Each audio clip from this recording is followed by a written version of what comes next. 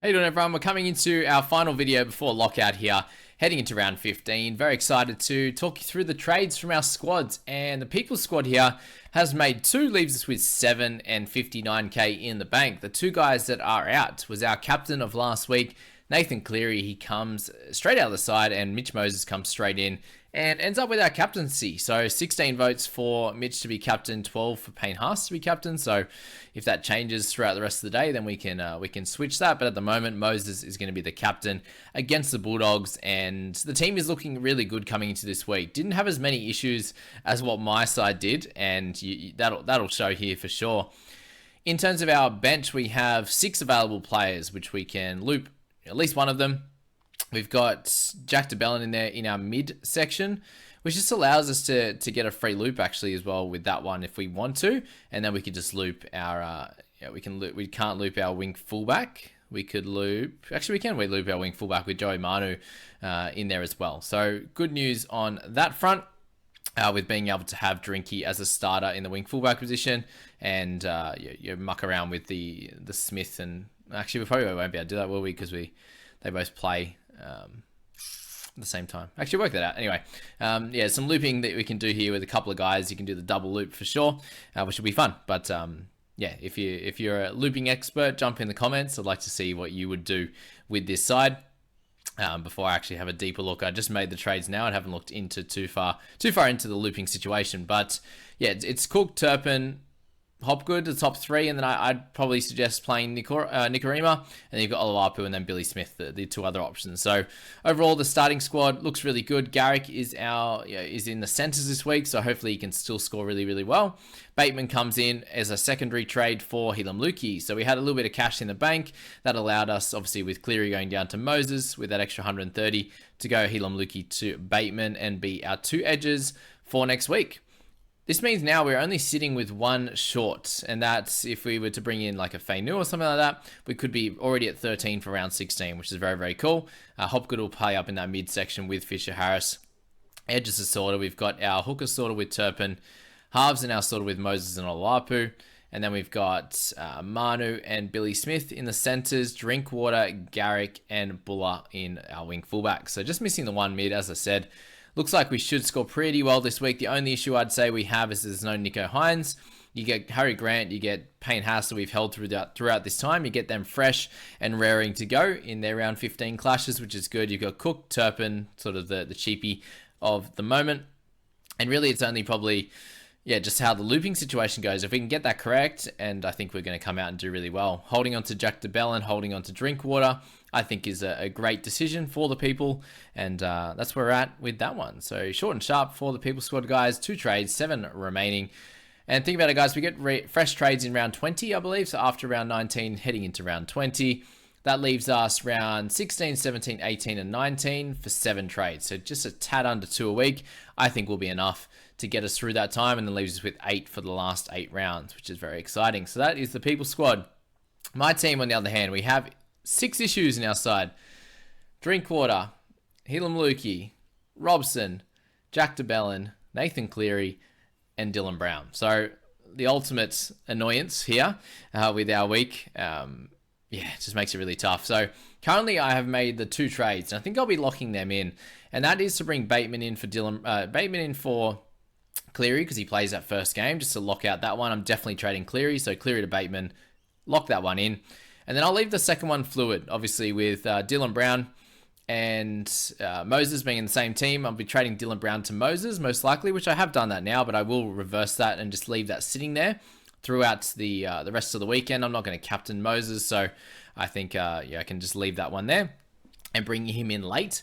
And the only reason for this, and the big part of this, is if Nicho Hynes was to play and get injured, that means there's a very high chance that Moses will be there for Origin next week. It's obviously but at that point be him or Reynolds, I would say. So that's just something to keep, to note there, that if you're locking in that trade, then, if something happens like that, then that increases his chances of playing Origin. So that's a good thing to think about with Moses. If you are trading a Dylan Brown, if you are trading someone late in the week that's a similar price, If they're on a bye or whatever and you're trading straight to Moses, just wait a little bit longer. They obviously play last, so you don't have to make that trade until closer to then, when you're comfortable on how other people play. Like you could have a look at how Reynolds plays, you could have a look at how Hines plays, and if you think they're going to get the spot, they're the little small things you can have a think about to help make your decision. So those 2 trades there would leave me with 270k in the bank and 8 trades remaining, and I will make a third.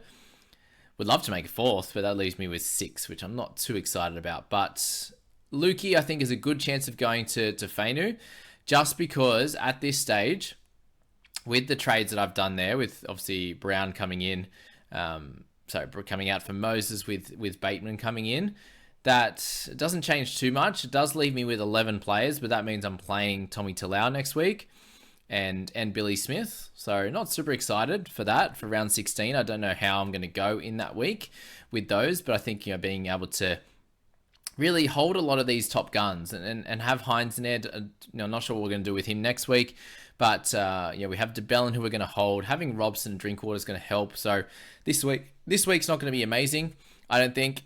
Next week, unless Hines really dominates, and I hope he does. Next week, I think we'll be okay. And then from there on, having enough trades, if I've only used if I keep it at 7, I use another 2 next week, gets me to 5, and leaving 5 for that next 3 weeks. And then, having pretty close to a gun 17 by the time we get out of round 19, keeping all the mids that we've got, Harris, Horsburgh, and also DeBellin, having Bateman as a strong keeper there, having Hines, having Johnson, having Moses, these type of guys there to go along with our gun wing fullbacks. Not sure what we'll do with Teddy. A bunch of different questions there. They have their round 17 game on the Sunday again, so definitely a high chance that he backs up just with the need for their team. And then maybe he rests in the last one. But yeah, that's where we're kind of at. I think the Sunday is really helpful for him. Yeah, just the squad right now, the options. Let's just give the options right here before we round out this video. Helam Lukey to Fainu, obviously having Leoro and Bateman as my 2 edge options. Lukey could come out, like if Nene ends up in Origin next week, Lukey could come out and score really well for sure in round 16. But then he's the 3rd string in that edge pecking order. So from round 17 and 18, he's not going to be scoring super well. Like he got this 39, but that involved attacking stats. He's not going to get that every week. And then round 19, they're going to have their second bye. So he is likely to be a trade then anyway. So I'd just be holding him for 1 week. And with the carnage that I have in my side, I think getting him in there right now. Otherwise, I won't even be able to loop, and I'd be having to play Oluwapu, Billy Smith, and then Talau. And if there's any last-minute injuries, I'm in a bit of strife as well. So Lukey is likely to go.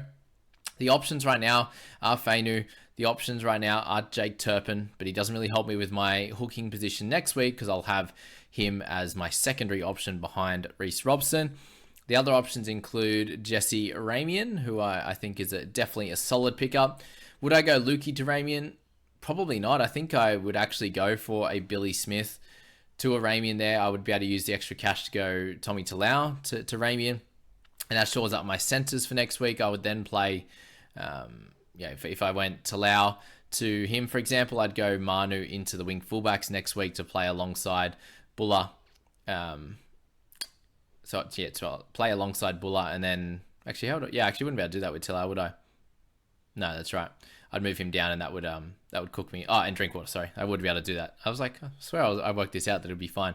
So that's definitely an option, but likely I think at this point, Lukey to Fainu, because I only have the 1 mid, and I definitely want at least a second one. And then if things go well with Madison, I could bring Madison back in next week as well. But something to think with that, guys, is that means I would have multiple being 4 really strong mids, and do we want that? Maybe. Definitely could work. Obviously, with a few of those guys having a buy in round 20, that's definitely something to think about as well. Just making sure I have a good squad for that.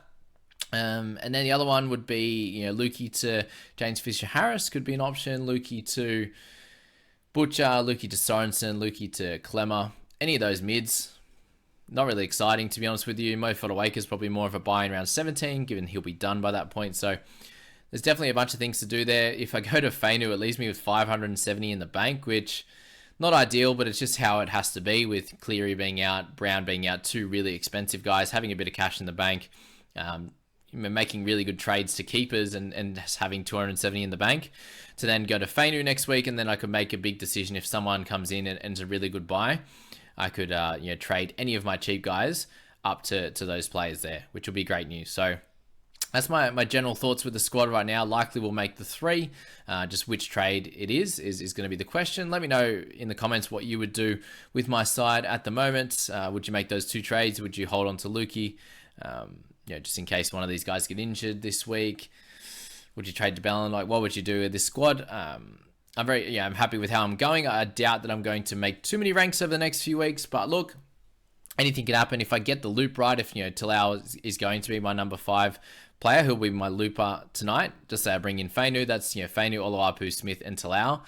3 out of the 4 of those playing. So I really need to make sure and hope that if Talau can score a mid-30s, then I definitely take his score over a Billy Smith and just lock that one in and not have to worry about Billy. Although he did score a 60 against Panthers a bunch of weeks ago, so that's something of note. But yeah, we definitely need those 3 guys, Fainu, Oluwapu, and Smith, to do well, because I think the rest of the team's going to be fine. It's just going to be how, if I can get 2 out of the 3 good scorers there, then I'll be very happy. If all of them happen to get mid-20s or 30 like they did last week, I do think I'll struggle a little bit this week just with the guys I have out.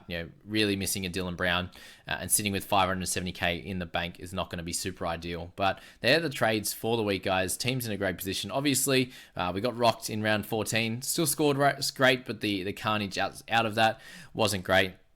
Dill Brown cooked things for us, and that is sad, but it is what it is, and that's where the team's at the moment. I wish you all the best of luck with your trades, and make sure to check out the Draft Stars videos, guys, if you are having a punt. Make sure you do gamble responsibly there. See you later.